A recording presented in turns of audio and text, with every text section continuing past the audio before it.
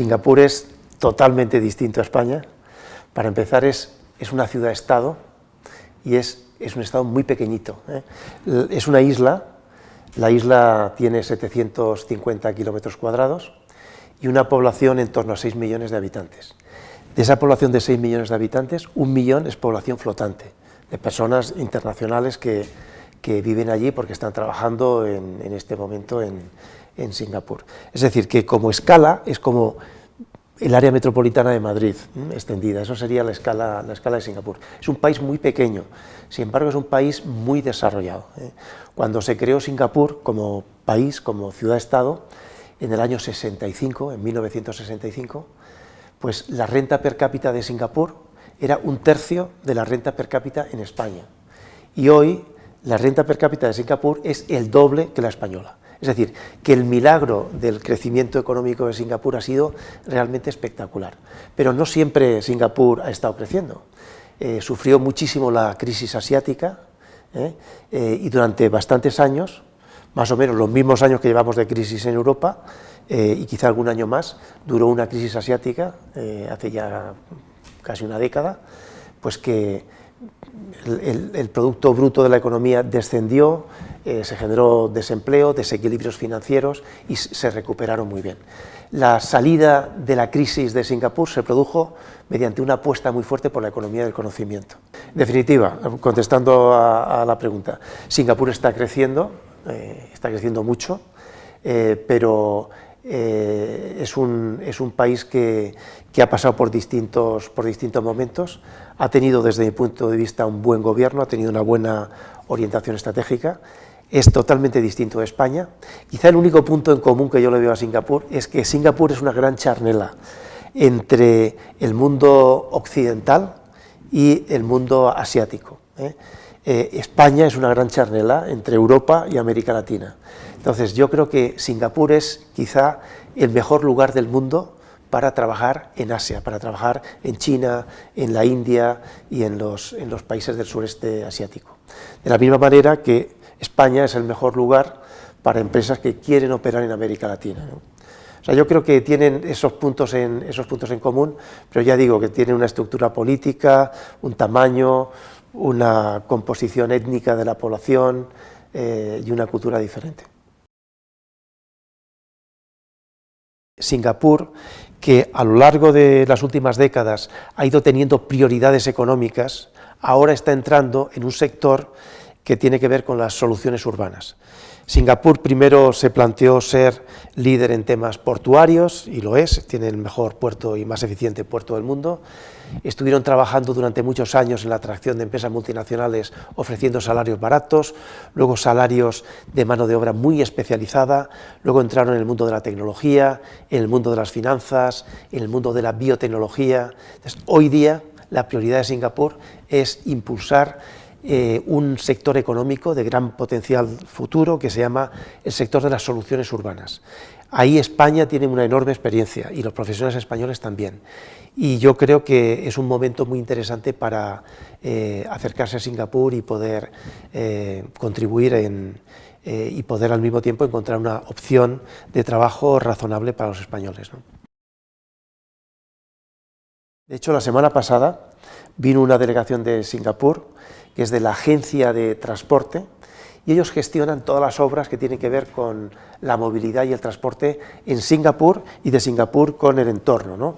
Ellos están ampliando el sistema de metro, están planteando un tren de alta velocidad que conecte Kuala Lumpur con Singapur, están creando un sistema de autovías nuevas en el país, túneles, áreas de nueva centralidad en torno a estaciones, y van a invertir una cifra que a veces se escapa, pero que son 55 billones de dólares americanos en la próxima década van a invertir en estas obras.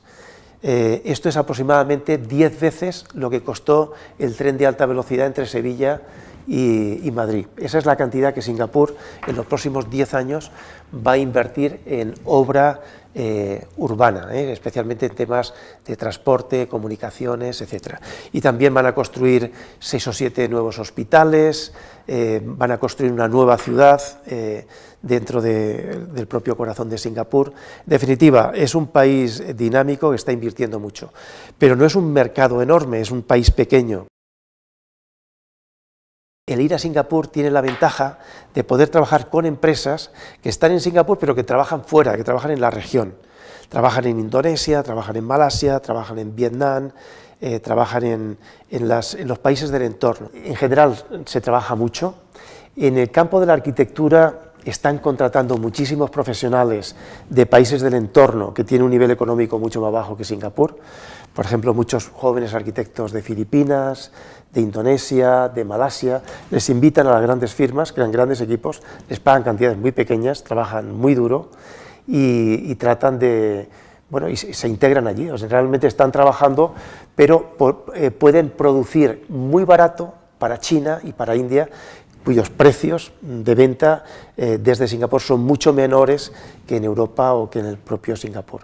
Entonces, yo estoy viendo por parte de las firmas de arquitectura de Singapur que están fichando, que están contratando a muchos jóvenes de los países del entorno. Por ejemplo, en Indonesia la renta per cápita es 15 veces menor que en Singapur. En Malasia, que está justamente al lado, la renta per cápita es 6 veces menos que en Singapur. Claro, cuando invitan a jóvenes arquitectos a venir a Singapur, en relación con los salarios que tienen en sus países, son altos, pero a Singapur les permite mantener salarios bajos para estos jóvenes profesionales que llegan allí. Se forman, trabajan duro, como trabajan los arquitectos jóvenes en Londres, que trabajan durísimo también, o en Nueva York, cuando van allí. Y están trabajando casi siempre en proyectos que las empresas de arquitectura singapureñas hacen en el entorno, ¿no? Entonces ellos tienen que competir en precio y están forzando a la baja los salarios, ¿no? Singapur es una sociedad muy evolucionada, sobre todo técnicamente, es enormemente competitiva, es muy transparente, es un país en donde no hay corrupción, donde predomina la meritocracia, es un país, es una isla especial, es una isla no solamente geográfica, sino una isla de organización política y económica única. Entonces, trabajar en Singapur es complejo porque evidentemente ahí están algunos de los mejores profesionales del mundo, científicos, empresarios, inversores, técnicos. Entonces es complicado, pero es una sociedad muy abierta, en el sentido de que es una sociedad que, como es tan pequeña, su economía ha tenido que abrirse al exterior. Entonces están muy habituados a tratar con el mundo y a tratar y a facilitar las formas de hacer negocios. De hecho, en muchos de los rankings internacionales, Singapur aparece como número 1 en el mundo de país en donde es fácil hacer negocios. Es fácil crear una empresa, hay una estructura fiscal muy blanda y es fácil integrarse en ella. Y sin embargo, ya te digo que es enormemente competitiva porque algunos de los mejores profesionales del mundo están ya trabajando allí. Entonces, ahora Singapur sí que está empezando a necesitar muchos técnicos. A Singapur se puede ir individualmente, se puede tratar de analizar las ofertas de trabajo que hay, tanto en el sector público como en el sector privado, y aplicar a ellas. Y bueno, pues hay posibilidades, obviamente, de entrar. Esta es una opción. Pero yo recomendaría que algunas unidades productivas, algunas pequeñas y medianas empresas como tal, exploren la posibilidad de ir a Singapur. Porque Singapur no tiene barreras proteccionistas a empresas cuando van a instalarse allí. Es muy fácil crear una empresa, tienen un sistema fiscal, como antes he comentado, muy blando, es decir, las empresas creo que pagan el 19% de impuestos, claro, pero como hay tantísimas empresas, los ingresos para el gobierno de Singapur son muy altos, pero sin embargo las empresas pueden ser muy competitivas porque tienen un tratamiento fiscal muy favorable y no hay mucha burocracia para operar. Yo recomendaría a pequeños estudios o medios en el tema de arquitectura, en el tema del diseño, de interiores, en los temas de arquitectura del paisaje, diseño urbano, construcción civil, que exploren esa opción, porque yo creo que es el mejor lugar para trabajar en China y para trabajar en la India y para trabajar en Malasia y en Vietnam. Desde mi punto de vista, el mejor lugar para estar es Singapur. Tienen un sistema jurídico de origen británico, hay una gran protección de la propiedad intelectual que no pasa en otros países del entorno, y luego tienen una cultura enormemente abierta para aceptar profesionales de otros países si aportan valor. Yo creo que los profesionales europeos tienen un gran prestigio en aquella zona, en toda Asia, pero especialmente en Singapur los valoran muchísimo, y yo creo que es una oportunidad para hacerlo. Yo animaría a explorar la opción de Singapur. Entre sectores, aparte de la construcción de ciudades, Singapur está invirtiendo mucho en el sector de la energía, tiene un grupo empresarial enorme que se llama Keppel. Keppel tiene una tecnología para extraer petróleo de aguas profundas. Entonces, todo el petróleo que se ha descubierto recientemente en Brasil, en el entorno de Sao Paulo, de Río, etcétera, está en el fondo del mar a más de 6.000 metros de profundidad. Esa tecnología la tiene Singapur. Por eso Keppel está ya operando en Brasil, y Keppel tiene un área que se llama Keppel Land, que hacen ciudades y macroproyectos inmobiliarios, y están también intentando hacer algunos proyectos en América Latina para los cuales efectivamente va a haber oportunidades para los españoles, ¿no? Bueno, dentro de Singapur está, por una parte, quienes están liderando las instituciones públicas, que están en el gobierno, y el sector privado. En el sector privado están las grandes empresas multinacionales de construcción, empresas de promoción. Entonces, ellos tienen acceso al mercado de la arquitectura internacional y tienen acceso a los mejores estudios del mundo. Y muchas veces tratan de invitar a grandes firmas para que les ayuden a singularizar sus propios edificios. Dentro de lo que es el gobierno, hay un ministerio, que es un ministerio que se dedica a los temas de las ciudades y la arquitectura. Se llama el Ministry of National Development. Entonces, este ministerio tiene dos áreas. Una que se llama URA, que es Urban Redevelopment Authority, que es quienes hacen el plan de Singapur permanentemente, y otra área que se llama Housing and Development Board, que es como el área de la vivienda. Ahí la vivienda ha sido muy importante en Singapur. Entonces, estas dos áreas, el área del urbanismo y el área de la vivienda, componen este ministerio. Y ellos, cuando hacen proyectos en Singapur, tratan de asesorarse de los mejores arquitectos y de los mejores urbanistas del mundo, ¿no? Y bueno, pues por supuesto que conocen a los mejores profesionales españoles, son conscientes, sin embargo no hay una gran tradición de las empresas españolas de trabajar en la zona asiática. Ha habido una mayor tradición de trabajar en Europa o de trabajar en América Latina. Yo creo que hay un gran potencial. Luego es diferente los grandes promotores y los constructores cuando trabajan en Singapur, dentro de ese territorio, que buscan la excelencia, tratan de singularizar enormemente sus obras, y cuando estos mismos promotores trabajan en China, que el nivel de exigencia es diferente, porque tienen que competir en precio y no pueden muchas veces recurrir a grandes firmas o a los mejores arquitectos del mundo, ¿no? Entonces hay una diferencia, como digo, entre, por una parte, el sector público, que tiene gente muy cualificada tomando decisiones y que casi siempre convocan concursos a los que acuden las mejores firmas internacionales de arquitectura, y el sector privado, que según operen dentro de Singapur o según operen fuera, lo hacen con distinto nivel de ambición y con distinto nivel de exigencia. Pero yo veo un enorme potencial por la calidad que tiene la arquitectura española de operar allí. Lo que nos falta a los arquitectos españoles es que tenemos unidades productivas muy pequeñas, muy reducidas, son estudios muy pequeños en general. Y los estudios que están trabajando en los proyectos complejos son estudios muy grandes, o a veces hay alianzas entre ingenierías y empresas de arquitectura, y crean consorcios donde están los especialistas en paisaje, los especialistas en temas de arquitectura bioclimática, los especialistas en temas de tráfico, los especialistas en temas de diseño urbano, etc., ¿no? Veo que las empresas que operan habitualmente tienen mayor tamaño y mayor pluridisciplinaridad que la respuesta que pueden dar las unidades productivas españolas, es decir, los arquitectos individuales o a veces asociados entre ellos, ¿no? Singapur ha pasado de tener como objetivo prioritario de su economía atraer empresas multinacionales. De hecho, crearon una agencia que se llama EDB, Singapore Economic Development Board, y esta agencia en 30 años ha conseguido atraer 7.500 multinacionales a Singapur.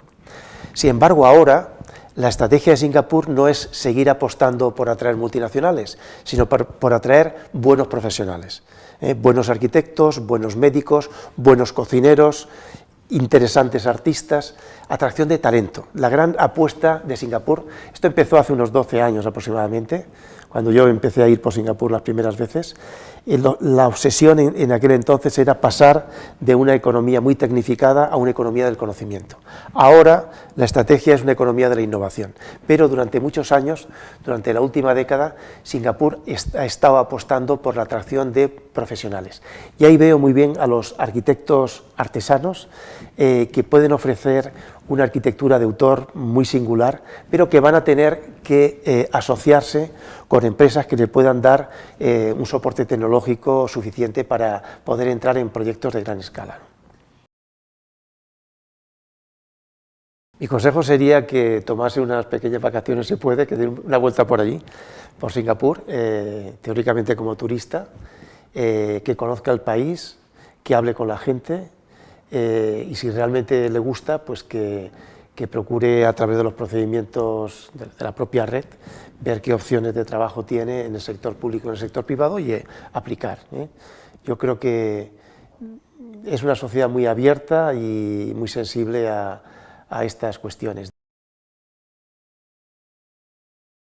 La vivienda en Singapur para los singapureños es relativamente barata.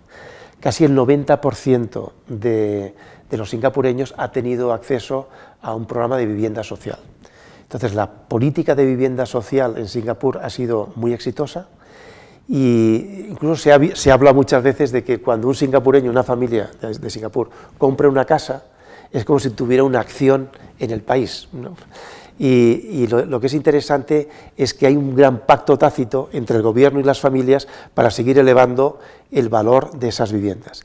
Las familias renovándolos en el interior y el gobierno mejorando el entorno, mejorando la accesibilidad, mejorando la conectividad, los equipamientos, la jardinería, etc. De manera que poco a poco van manteniendo el parque inmobiliario y teniendo valor. Entonces, claro, las viviendas disponibles para extranjeros son limitadas porque los extranjeros no tienen acceso a la vivienda social y tienen que pagar unas cantidades de dinero muy superiores por alquilar o por comprar viviendas a las que pagan los singapureños. Yo conozco muchos jóvenes arquitectos que lo que hacen es compartir apartamento, compartir piso y a salir unas condiciones mucho más razonables. Los apartamentos son más caros que aquí en Madrid, pero bueno, hay también una diferencia de precios enorme en función del lugar donde quieras vivir. Como hay muy buen sistema de transporte colectivo, puedes vivir en zonas que no sean demasiado caras y tener una accesibilidad a las áreas centrales de la ciudad muy buena, ¿no? En definitiva, los salarios que se pagan para el arquitecto que empieza en Singapur no son muy altos, pero tan pronto como tú demuestras tu valor, demuestras tu creatividad, demuestras tu calidad, es fácil ser promocionado e incluso ayudar a estas empresas singapureñas que operan sobre todo fuera a asumir responsabilidades de dirigir proyectos en otros territorios del entorno, ¿no? Entonces yo creo que aunque la entrada a nivel muy básico pues no tiene un nivel de compensación económica alto, pero yo creo que puede ser un aprendizaje del lugar interesante y poder ser promocionado pronto, ¿no? Desde hace algunos años, Singapur es más consciente de que ha invertido muchísimos esfuerzos y muchísimo dinero en China. y empiezan a estar preocupados de la excesiva inversión, de la excesiva concentración de la inversión en China. Desde hace pocos años se está abriendo el campo de América Latina como lugar prioritario de exploración de posibles inversiones para Singapur. Singapur está impulsando una iniciativa de construcción de ciudades en el exterior. Están haciendo varias en China, están haciendo algunas en Vietnam, están haciendo algunas nuevas ciudades y especialmente parques tecnológicos en la India, y muy recientemente Singapur ha empezado a hacer macroproyectos en América Latina.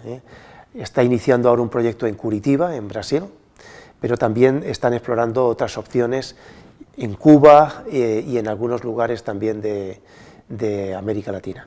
En definitiva, yo creo que esta alianza España, Singapur, América Latina tiene todo el sentido, porque igual que Singapur ha sido capaz de recibir muchas empresas y muchos profesionales occidentales que querían trabajar en Asia, de la misma manera España puede ser un cauce de entrada en América Latina formidable para las inversiones de Singapur.